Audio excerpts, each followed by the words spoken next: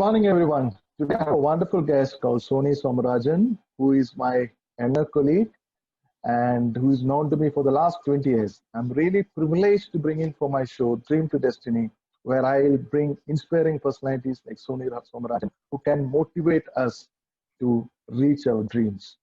Soni is a poet, he's a copywriter and a content consultant, and his poems and his writings have featured in many magazines and anthologies, newspapers like Indian Express, Kitaab, Quarterly magazine, and whatnot.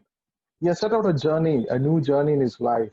His hard work has paid off now with a book called First Contact, where he has written his autobiography in poetry. Soni, it's again a great privilege to be in my show, and thank you very much for joining. How are you today, Soni? Thank you so much. Thank you so much, Vinu, for having me on your show. And we go back so many years. So Yes. I think it's also my privilege to be actually talking to you today, that we can share some anecdotes from the past, as well as, and maybe I can add a few things about the book itself that we are talking about. Yes, I'm excited totally about the book, and yes. I too, very much excited. With a lot of difficulties in a personal life, we took as a challenge. A person who's been suffering from a muscular diseases and been, in the wheelchair for the last 20 years. You write an autobiography in poetry. This is very, well-deserved applause from my team and myself. Congratulations for putting your first book, First Contact. I believe it's more of your memory in verse that you started your journey from 1974 to till your journey till now, I guess. So, Yeah. I just want to ask the first question. Can you tell, many of us may not know about Soni. Would you like to tell about yourself, please? I'm Soni Somarajan, and I'm actually from Kayankulam in Alipore district. And my life has been about a few phases, of which I have divided my poetry collection also on the basis of that few impressions that I have from my early life. And through the years and through my experiences and through the places I have lived in, I have tried to chronicle that in this book.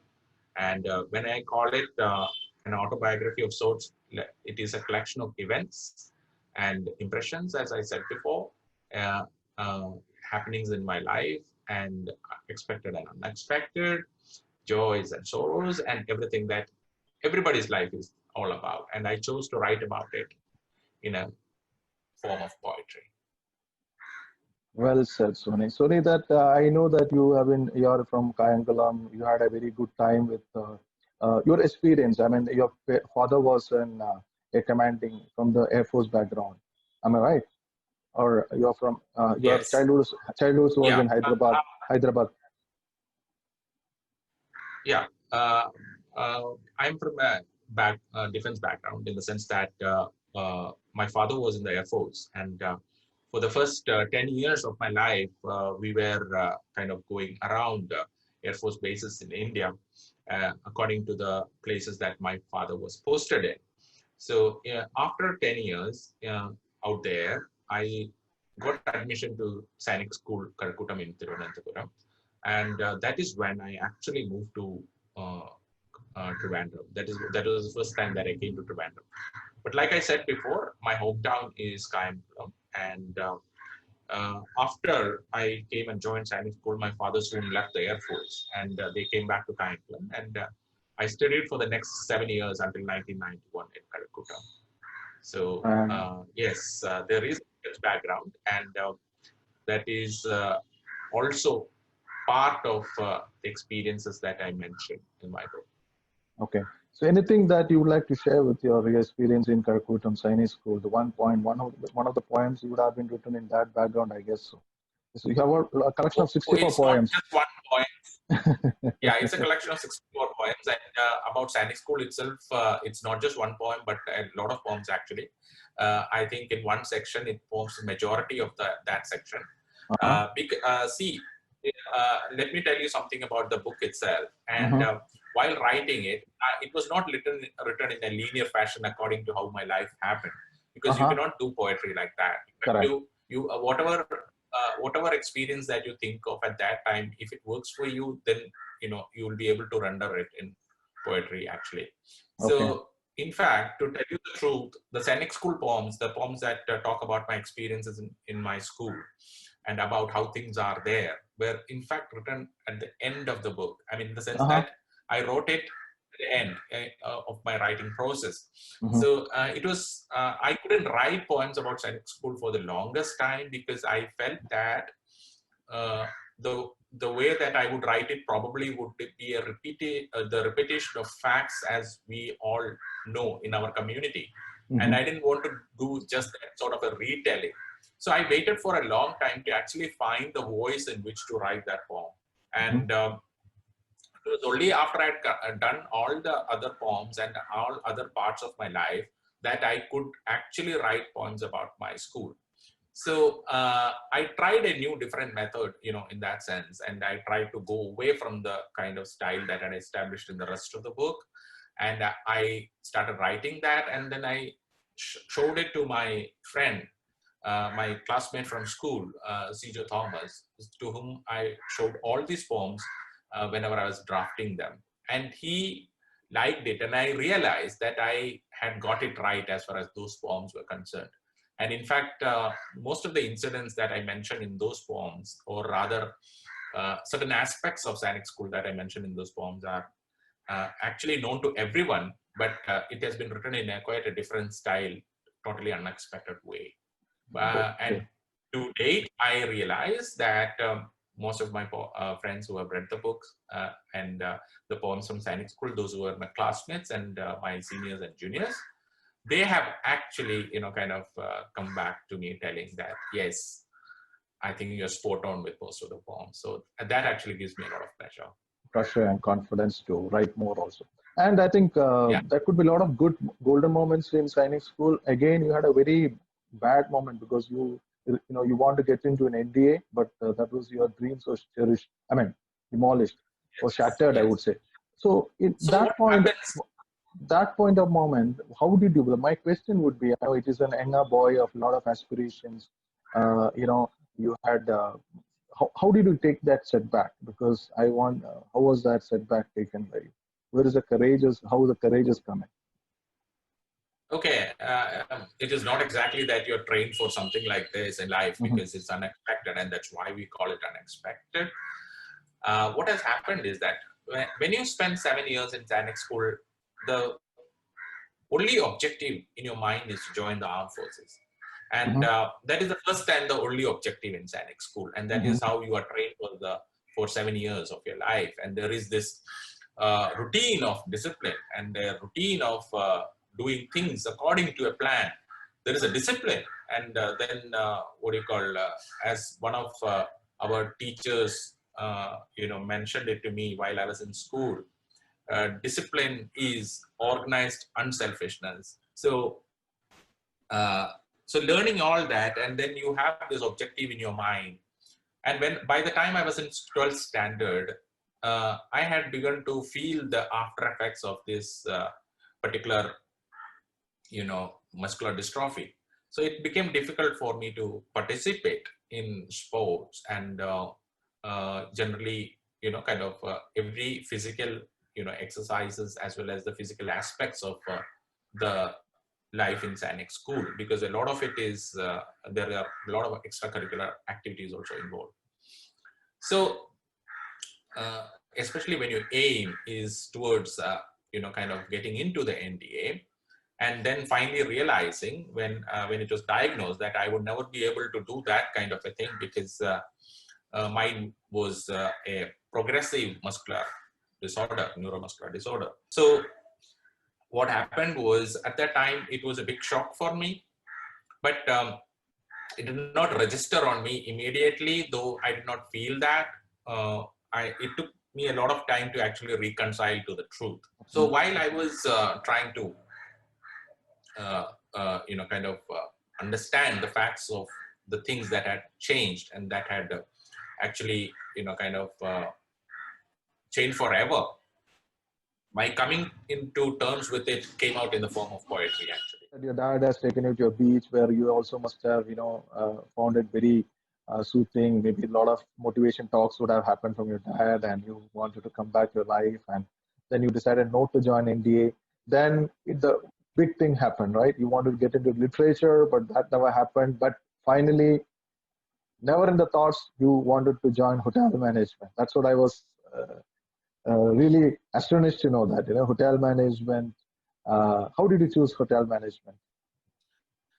I think coming to hotel management was also, I think, a coming together of certain factors. So when I realized that I wouldn't be able to focus on joining the NDA, the next choice was to I wanted to go with English literature as a choice for my graduation.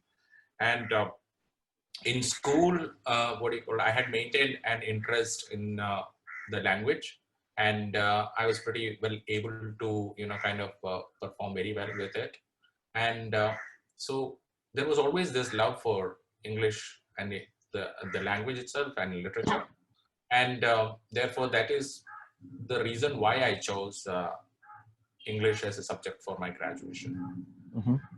Unfortunately, in that year of my graduation, in the first year itself, there was a whole academic year lost to a lot of political uh, strides and a lot of issues happening in Kerala politics of that time. We are talking about 1991, and therefore I realized that I had to do something else. And in that sense, I was also motivated by my friends who had already joined for hotel management to uh, uh, try the course, because since my main objective was already lost, then it was what do you call it, about settling on what seemed best at the moment.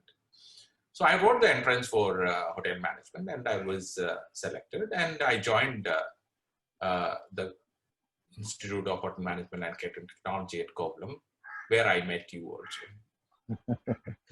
It's wonderful. Yeah, yeah. I think that's a very, I mean, I remember a lot of good things about you, bubbling, happy fellow, even though you have a lot of difficulties in you.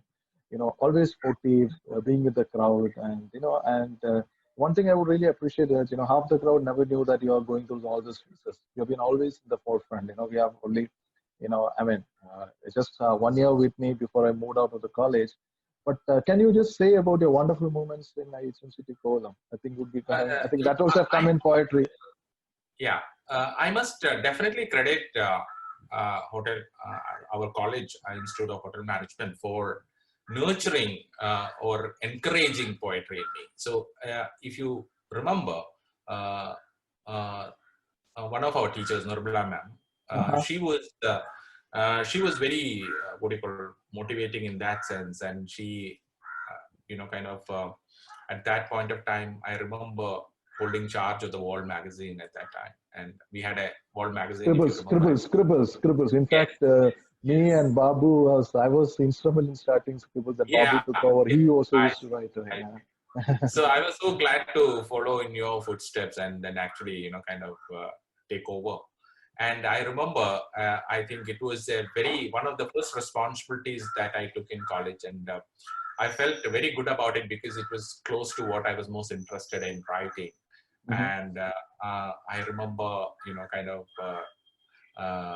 sourcing articles, talking to friends, and find out who could write, and getting all those interesting stuff on the World magazine.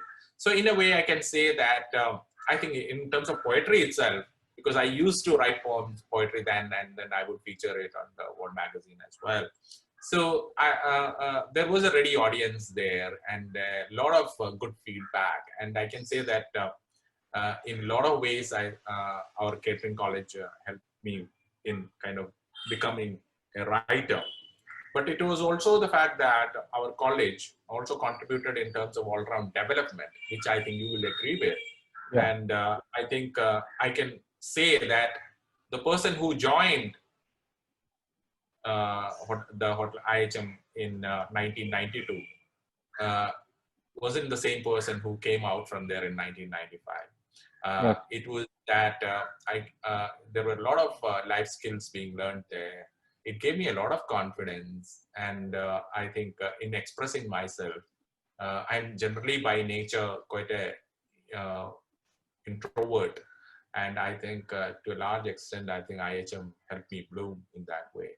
So I'm Okay. ever thankful to my college, and Yeah, yeah. Me too. Me too. for In that, shaping us our lives to yeah, a some extent, coming yeah, from our small villages and yeah. meeting And also people and to all those add things. one more thing, just like I spoke about Sainik school and I wrote the poems about them last. Even in this book, my my days in IHM, that has still not been written into poetry actually. So Uh-huh. that is probably for a second collection or Okay. something, Great. because I Great.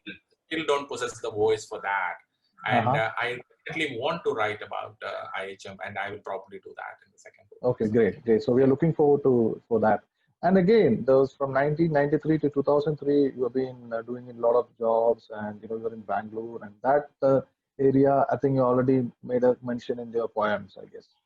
93 to yeah, 2003. yeah. But I think my memories of Bangalore are mostly to do with my industrial training there, Mhm. from 1993 to the second half of 1993. Yeah.